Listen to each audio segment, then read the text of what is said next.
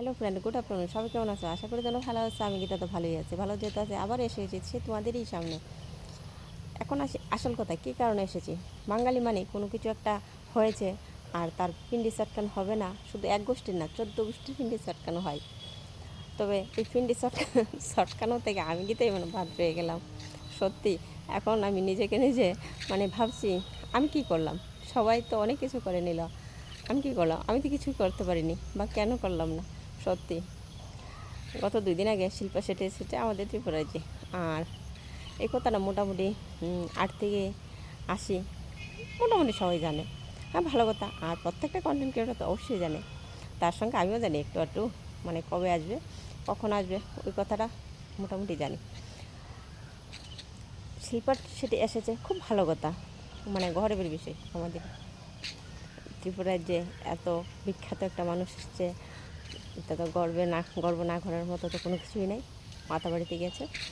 আর এই উপলক্ষে ত্রিপুরার আনাচে কানাচে যত কন্টেন্ট ক্রিয়েটর আছে, ছোট বড় সব ইউজাররা, সবাই এমনভাবে ফটো ভিডিও এডিট করছে, মনে হয় যেন শিল্পা শেঠি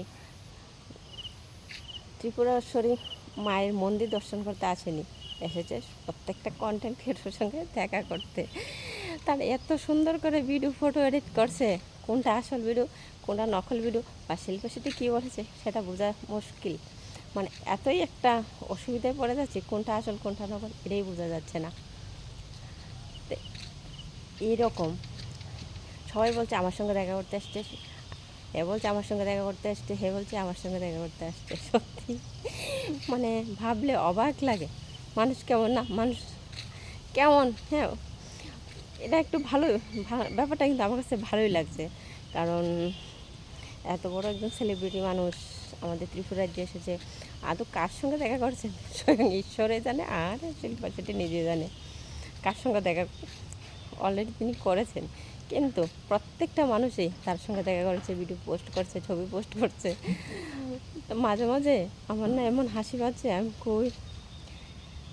মানে কোন কোন পর্যায়ে মানুষ পৌঁছে গেছে, এতটাই মানুষ অ্যাডভান্স সত্যি। একটা কিছু হওয়ার আগে 3টা ভাবনা চিন্তা করে। তোমরা আমার মতো কে কে রয়ে গেছো, তোমরা ফটো ভিডিও এডিট করো নি শিল্পা শেঠির সঙ্গে, একটু কমেন্টে জানিও।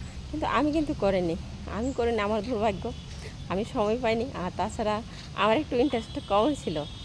এসেছে ভালো কথা, কিন্তু তার সঙ্গে ফটো এডিট করতে হবে বা এডিট ভিডিও তৈরি করতে হবে, এটা আমার মাথায় ঢুকেনি সত্যি। তোমাদের এটি দেখে আমার খুব ভালো লাগছে, সত্যি বলছি। আর কে কে আমার মতো রয়ে গেছে কমেন্টে জানিয়েছো। ওকে ভাই, টাটা। সবাই ভালো থাকে, সুস্থ থাকে, দেখা হবে নেক্সট একটা টাইমে, নেক্সট একটা সময়।